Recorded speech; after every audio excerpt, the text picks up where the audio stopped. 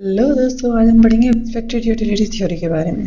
Von Neumann मॉर्गनस्टर्न ने expected utility theory दी थी। इसके अंदर हम पढ़ेंगे जो पुरानी ट्रेडिशनल और कार्डिनल यूटिलिटी थ्योरी के बारे में, लॉ ऑफ मार्जिनल यूटिलिटी के बारे में, इक्विमार्जिनल प्रिंसिपल के बारे में, ordinal utility theory, indifference curve approach, इन सभी के बारे में हम पढ़ेंगे। ये जो इमर्जेंस है, emergence of utility under risk की ज़रूरत क्यों पड़ी थी, और है ना ये Daniel Bernoulli expected utility theory, इन सारे टॉपिक्स के बारे में हम पढ़ेंगे। मॉडर्न यूटिलिटी थ्योरी जो कि एक्सपेक्टेड यूटिलिटी थ्योरी है, जो कि वॉन न्यूमन मॉर्गनस्टर्न ने दी थी, उसके बारे में भी हम पढ़ेंगे। सबसे पहले हम शुरू करते हैं हमारा पहला topic, indifference curve ordinal utility approach, जो कि डेवलप की थी जॉन हिक्स और RGD एलन ने। ठीक है, ये क्या कहती है indifference curve? Explain consumer behaviour under certainty, riskless choices. So जो इंडिफरेंस कर्व है, ये ऑर्डिनल यूटिलिटी अप्रोच भी कह सकते हैं, वो कंज्यूमर के बिहेवियर को एक सर्टेनिटी या फिर रिस्क लेस सिचुएशन में बताती है। ठीक है, और ये जो बेस्ड है, ये रैंक पे बेस्ड है। मतलब utility is based on, utility can be ranked not measured in cardinal number. ठीक है, इंडिफरेंस कर्व्स कौन से होते हैं? Combinations of goods giving equal satisfaction. Indifference curve वो कॉम्बिनेशन ऑफ गुड्स को शो करते हैं जो इक्वल सेटिस्फैक्शन देते हैं, और इंडिफरेंस कर्व इस तरीके के दिखते हैं। ये इंडिफरेंस कर्व है। ठीक है, इस कर्व के अंदर जितने भी पॉइंट्स होंगे और जहाँ पे भी होंगे, वो सब इक्वल सेटिस्फैक्शन देते हैं। ठीक है, applies only to certain situation. So जो ये है इंडिफरेंस कर्व या फिर ऑर्डिनल यूटिलिटी अप्रोच, ये सिर्फ कुछ सिचुएशंस में काम आती है। और वो सिचुएशन क्या है? Income, prices, preferences are known with certainty. मतलब वो सर्टेन सिचुएशन जिसके अंदर इनकम, प्राइजेस और प्रेफरेंसेस पता हो। ठीक है, then comes modern utility theory under risk, developed because जो ऑर्डिनल यूटिलिटी थ्योरी है applies only to certain choices. हमने पढ़ा था कि वो रिस्क लेस चॉइसेस पे होती है। कौन? Ordinal utility theory. तो अब उस जो मॉडर्न यूटिलिटी थ्योरी है, वो रिस्क मतलब सिचुएशन, रिस्क की सिचुएशंस होती है ना, उसके अंडर में आती है। क्योंकि ऑर्डिनल यूटिलिटी थ्योरी ने रिस्क वाली सिचुएशंस को एक्सप्लेन नहीं कर पाया, इसलिए मॉडर्न यूटिलिटी थ्योरी बनी। ठीक है, सो जो मॉडर्न यूटिलिटी थ्योरी है under risk, it can not, just because ordinary utility cannot explain choices under risk or uncertainty, that's why modern utility theory form हुई थी। ठीक है, अब वो रिस्क की और अनसर्टेन सिचुएशन के एग्जांपल्स क्या हैं? Investment, insurance, gambling. क्योंकि ये वो सिचुएशन है जहाँ पे ज़रूरी नहीं है हमें फ़ायदा ही हो सकता है, हमें नुकसान भी हो जाए। ठीक है, इसलिए नुकसान से बचने के लिए इंश्योरेंस लेते हैं अपन, है ना। Then comes traditional utility analysis, जो कि रिस्क लेस चॉइसेस पे डिपेंड है। ये भी ट्रेडिशनल वाला देखो, traditional utility analysis, ordinal utility approach, ये क्या है? एक रिस्क लेस सिचुएशन के अंदर मतलब बताते हैं, है ना, यूटिलिटी किसी भी पर्सन की। लेकिन अगर रिस्क हो, जैसे किसी ने कार खरीदी, अब उसकी कार के अंदर क्या रिस्क है? हो सकता है उसकी कार का एक्सीडेंट हो जाए तो उसका नुकसान हो जाए। अगर एक्सीडेंट नहीं हुआ तो नुकसान नहीं होगा, लेकिन अगर एक्सीडेंट हो गया तो नुकसान तो होगा, राइट। तो वो रिस्क सिचुएशन है। जो कि ऑर्डिनल यूटिलिटी अप्रोच और ट्रेडिशनल यूटिलिटी एनालिसिस, ये दोनों एक्सप्लेन नहीं करते हैं, क्योंकि ये तो रिस्क लेस चॉइसेस बताते हैं। ठीक है, इनके असम्पशन क्या है? असम्पशंस है, इनकम सर्टेन होगी, मतलब एक फिक्स होगी, पता है आपको इनकम के बारे में। अनसर्टेन नहीं है कि कभी ज़्यादा कभी कम, ऐसा नहीं। प्राइजेस नोन होगी। ठीक है, प्रेफरेंसेस आर स्टेबल। ठीक है, कंज्यूमर मैक्सिमाइजेज यूटिलिटी, इसके अंदर एम क्या है? कंज्यूमर मैक्सिमाइज करे यूटिलिटी।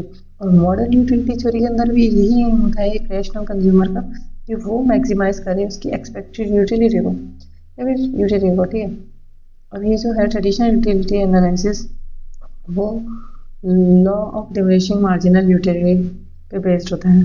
जैसे जैसे कंजम्पशन इंक्रीज होगा, एडिशनल सेटिस्फैक्शन फॉल होगा। लॉ ऑफ TMU का मतलब ये होता है। ठीक है, इक्विमार्जिनल प्रिंसिपल, इक्विमार्जिनल प्रिंसिपल प्रोपोर्शनैलिटी रूल होता है, जिसके अंदर मार्जिनल यूटिलिटी किसी भी कमोडिटी की, एक्स की, और रेशियो उसके प्राइस के साथ इक्वल होगा किसी भी कमोडिटी वाई के मार्जिनल यूटिलिटी और उसके प्राइस से। ठीक है, सिमिलरली जेड की marginal utility divided by price of Z. ठीक है, इक्वालिटी ऑफ मार्जिनल यूटिलिटी पर रुपी स्पेंड, मतलब इक्वी मार्जिनल प्रिंसिपल ये बताता है। ठीक है, अब अप्लाइज टू सर्टेन सिचुएशन, तो ये भी वही जो अभी हमने पढ़ा था ऊपर कि इनकम सर्टेन होगी, प्राइस नॉन होगी और प्रेफरेंसेस स्टेबल होगी।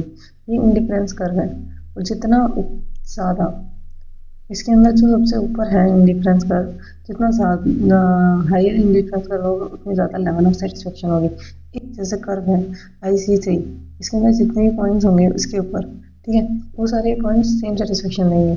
IC2 के भी सेम सेटिस्फेक्शन देंगे, लेकिन जो कर्व है IC3, ठीक है, वो ज़्यादा सेटिस्फेक्शन देगा IC2 से। ये जो है कौन सी ट्रेडिशनल थ्योरी एनालिसिस ये अल्फ्रेड मार्शल ने और विलियम स्टैनली जीवंस ने दी थी, जो कि ब्रिटिश इकोनॉमिस्ट थे। हम वापस इसी चीज़ को देख रहे हैं क्योंकि हमने पूरा पढ़ लिया है कि ये जो इंडिफरेंस कर्व अप्रोच है वो रिस्कलेस सिचुएशन के अंदर दी थी। मॉडर्न थ्योरी इसलिए बनी थी क्योंकि इट कैन नॉट हैंडल कौन सी ऑर्डिनल यूटिलिटी थ्योरी हैंडल नहीं कर पाई थी इसको और अनसर्टेनिटी को।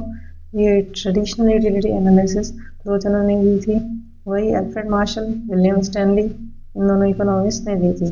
ठीक है, ये सूटेबल है सर्टेनिटी के अंदर, मतलब डिसीजन लेने में, ना कि रिस्क के अंदर। ठीक है, अब रिस्क की सिचुएशंस के लिए जैसे शेयर, इंश्योरेंस, गैम्बलिंग, ठीक है, risk arises when outcome are uncertain. तो रिस्क कब अराइज होता है? जब आउटकम अनसर्टेन हो।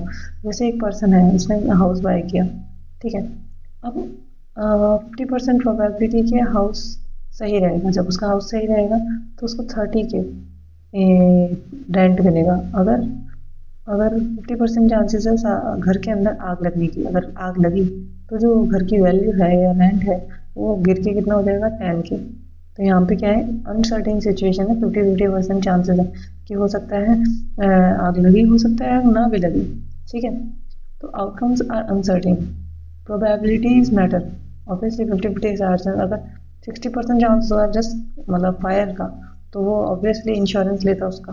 तो इस तरीके से, हालांकि 50% चांस में भी वो इंश्योरेंस ले सकता है अगर उसकी प्रोबेबिलिटी ज़्यादा हुई, जो एक्सपेक्टेड यूटिलिटी है वो ज़्यादा हुई इंश्योरेंस लेंगे। तो एक्सपेक्टेड वैल्यूज मैटर, इसके अंदर एक्सपेक्टेड वैल्यू मैटर करती है। Ordinal utility can not measure satisfaction over lotteries. जो ऑर्डिनल यूटिलिटी है वो अनसर्टेन सिचुएशन जैसे लॉटरीज, इन सब के अंदर सेटिस्फेक्शन मेजर नहीं कर सकती। हम पढ़ेंगे न्यूमैन एंड मॉर्गनस्टर्न कॉन्ट्रीब्यूशन के बारे में, जो कि जॉन वॉन न्यूमैन, ऑस्कर मॉर्गनस्टर्न, जो दो साइंटिस्ट हैं, इन्होंने जो theory of game and economic behaviour book जो है उसके अंदर एक्सप्लेन किया था। इन दोनों ने डेवलप किया था एक्सपेक्टेड यूटिलिटी थ्योरी को, EUT। ओके, देयर की कंट्रीब्यूशन, उनका की कंट्रीब्यूशन ये था कि utility under risk can be measured in cardinal sense. Risk की सिचुएशन के अंदर जो यूटिलिटी होती है उसे कार्डिनल सेंस के अंदर मेजर किया जा सकता है। कार्डिनल सेंस का मतलब होता है नंबर के सेंस में, ठीक है, यूटिलिटी को मेजर किया जा सकता है, जबकि ऑर्डिनल का मतलब था रैंक के बेसिस पे यूटिलिटी को मेजर किया जा सकता है। ठीक है, rational individual maximises expected utility, not expected monetary value. Expected monetary value को हम एक्सपेक्टेड इनकम भी कह सकते हैं। रैशनल इंडिविजुअल होता है वो मैक्सिमाइज करता है उसकी एक्सपेक्टेड यूटिलिटी को, ना कि एक्सपेक्टेड मॉनेटरी वैल्यू पर। इस चीज़ का थोड़ा आगे ध्यान रखो। अब हम पढ़ेंगे फ्रेडीमैन, सेवेज और मार्कोविट्ज के बारे में। मिल्टन फ्रेडीमैन, लियोनार्ड जे सेवेज, इन दोनों साइंटिस्ट ने एक्सप्लेन किया था why people both ensure and Gamble. क्यों लोग है ना इंश्योरेंस लेते हैं या फिर गैम्बल करते हैं। Introduced a utility curve with changing curvature. So इन्होंने है ना यूटिलिटी कर्व के बारे में भी बताया था जिसके कर्वेचर चेंज होते रहता है।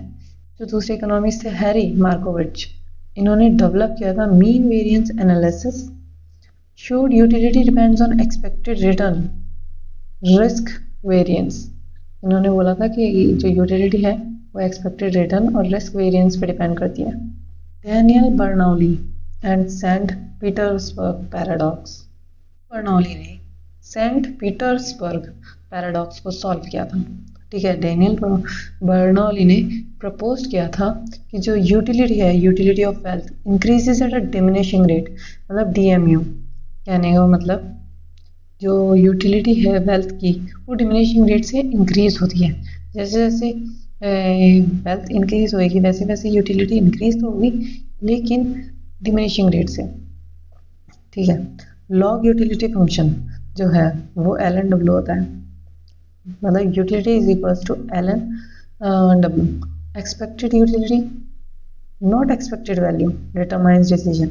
ये चीज़ हमने पहले भी पढ़ी थी कि जो एक्सपेक्टेड यूटिलिटी है वही वैल्यू को डिटरमाइन करती है, ना कि एक्सपेक्टेड मॉनेटरी वैल्यू या फिर एक्सपेक्टेड इनकम। ये दोनों डिटरमाइन नहीं करती, सिर्फ एक्सपेक्टेड यूटिलिटी डिटरमाइन करती है। अब हम पढ़ेंगे इस चीज़ के बारे में जो कि है क्रोनोलॉजी। सबसे पहले बर्नौली आया था 1738 के अंदर, मतलब हालांकि हमने सबसे पहले न्यूमन पढ़ा था, लेकिन आया सबसे पहले बर्नौली था। ठीक है, जिसने सेंट पीटर्सबर्ग पैराडॉक्स को सॉल्व किया था। केम बिफोर न्यूमन मॉर्गनस्टन, फिर न्यूमन मॉर्गनस्टन आया था। ठीक है, जो बर्नौली ने एक्सपेक्टेड यूटिलिटी का आइडिया दिया था एक तरीके से, न्यूमन मॉर्गनस्टन ने एक्सियोमेटिक फॉर्मल थ्योरी दी थी।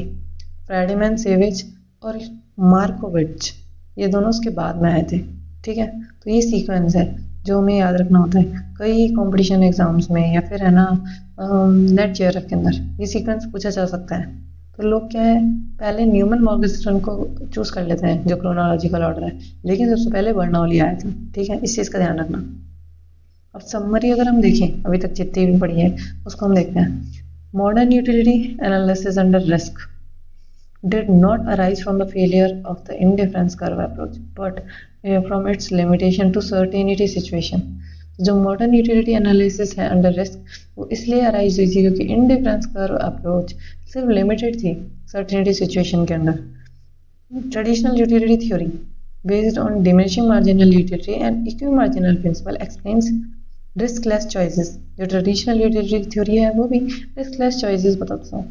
However, many economic decisions involve uncertainty, जबकि इकोनॉमिक डिसीजन जो होते हैं बहुत सारे वो अनसर्टेनिटी इंक्लूड करते हैं उसके अंदर, मतलब एक अनसर्टेन सिचुएशन होती है। Daniel Bernoulli first introduce expected utility, he solved Saint Petersburg paradox. Later Neumann Morgenstern provided axiomatic foundation of expected utility theory, मतलब न्यूमन मॉर्गनस्टन ने 4 एक्सियोम दिए थे। ठीक है, एक्सपेक्टेड यूटिलिटी थ्योरी के। Friedman and Savage and Markowitz refined theory, मतलब ये जो एक्सपेक्टेड यूटिलिटी की थ्योरी है इसको इन्होंने रिफाइन किया था। Explain risk attitudes and portfolio choices, इन्होंने इन दोनों चीज़ को रिस्क एटीट्यूड और पोर्टफोलियो चॉइसेस को एक्सप्लेन किए थे। न्यूमन की मॉर्गनस्टन की एक्सपेक्टेड यूटिलिटी थ्योरी है वो क्यों आई थी, क्रोनोलॉजिकल ऑर्डर्स और ये जो पुरानी थ्योरीज थी इंडिफरेंस कर्व की और ट्रेडिशनल यूटिलिटी थ्योरी को, इसको हमने एक बार रिवाइज कर लिया। तो अभी तक हमने ये पढ़ा। नेक्स्ट वीडियो में हम पढ़ेंगे कि वीएनएम थ्योरी क्या होती है, गेम थ्योरी है, उसके 4 एक्सियोम और इन चारों एक्सियोम को डिटेल के अंदर हम पढ़ेंगे।